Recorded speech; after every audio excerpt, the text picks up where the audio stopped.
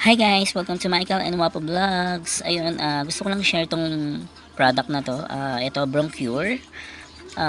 For cupping siya. Siguro, ito yung for respiratory. Gusto ko lang share tong product na to na bibigyan ko siya ng review regarding kung ano yung benefits niya sa ating mga dogs. Ayun, brand name, Broncure. Parang bronchitis siya. Tapos, curable, parang ganun. Ewan ko tama yun. Gawa siya ng puppy. Pwede siya sa dog, sa cat, sa bird, and sa rabbit. Nakalagay dito na natural antibiotics from fermented herbs with oregano, sambong aim to combat respiratory ailments in companions animals. Nakalagay rin dito sa gilid niya, ayun nga yung ginger, garlic, fermented, oregano plant, sambong, turmeric. Ito yung tatlong pinagsama-sama na herbal para sa laban sa ubo. Ayun, nakalagay din dito. Dosage to be given during signs and symptoms of respiratory infection like lethargy, coughing or ubo, sneezing, fever, runny eyes and nose, as well as loss of appetite or mahinang kumain. Ibig sabihin, mayroon siyang iniinda or may something na ubo, pwedeng kennel cough. Ayun nga, ito yung mga symptoms niya. Dosage twice a day for 5 to 7 days. Meron akong audience. Ayan siya. Pinanood ako ni Wafu. Kung di ako nagkakamali, mag-iisang taon na rin akong gumagamit nito. Lalo pag nalaman kong nag-runny eye si Wafu, nag-runny nose siya, tapos nagka-kennel cough siya, bumibili agad ako nito. Kasi ito yung nireseta sa amin nung unang beses na sinumpong siya ng kennel cough. Ayun. Nakalagay dito, pwede nga siya sa dog, sa cat, sa bird, sa rabbit. For small dog or small breed, 3 ml ang bigay. For medium breed, 4 ml. Large breed, 5 ml. Sa cats naman, 2.5 ml. Sa large breed, 3 ml. Tapos sa bird, mix siya sa water ng 5 ml. Sa rabbit naman, 2.5 ml. Yun lang din natin alam kung paano malalaman kung may ubo yung rabbit. Kasi si Wafu, yung mga dogs, may signs sa kanila eh. May symptoms kung ano yung nararamdaman nila pag may ubo sila. Magaya ng Wafu nga nakikennel cough siya. Ayun, bali ito yung marirecommend ko kapag may ubo or may kennel cough yung isang aso. Ayun, gawa nga siya ng puppy. Tapos distributed by Vetmate. Expiry date niya is 12/23 December 2023.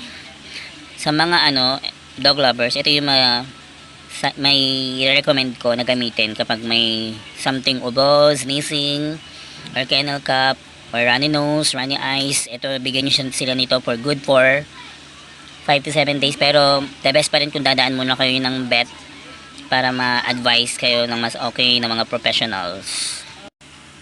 Ayun, ang bili ko dito is 160 sa online.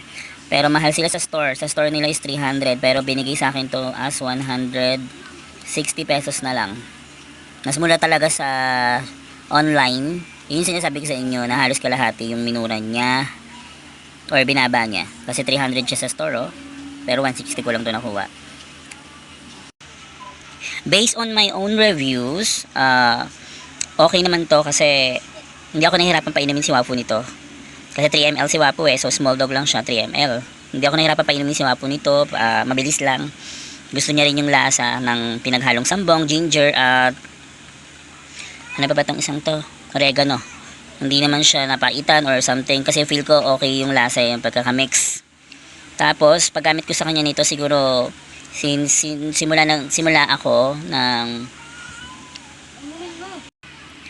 day 1 ng painumin ko siya, hindi ako nahihirapan na ayun, sunod-sunod hanggang sa makatatlong araw kami, hanggang sa natapos ko yung 5 araw niya. After ng siguro 1 week ata, natapos ko yung inuman niya nito. Naging okay si Wafu, nawala yung runny nose niya, nawala yung runny eyes niya, tapos nawala din yung kennel cough niya. Tapos mas magaan yung pakiramdam kasi kilala ko si Wafu eh as maharot na aso. Tapos yung iba talaga siya pag may iniinda. Kaya nga, pag alam ko nagra-runny eyes siya, runny nose, nag-sneezing, mas madalas sneezing niya eh. Kaya alam ko, binibigyan ko siya nito agad para makontrol yung paglala ng kanyang kennel cough or mas mapadalas pa yung ganun, may stop ko. Kaya ayun, yun yung reviews ko dito sa product na to kasi Marirecommend ko siya para sa mga dog lovers na ito yung gamitin talaga para sa mga dogs natin. Kasi bukod doon is safe naman siya kasi fermented siya ng natural herbs.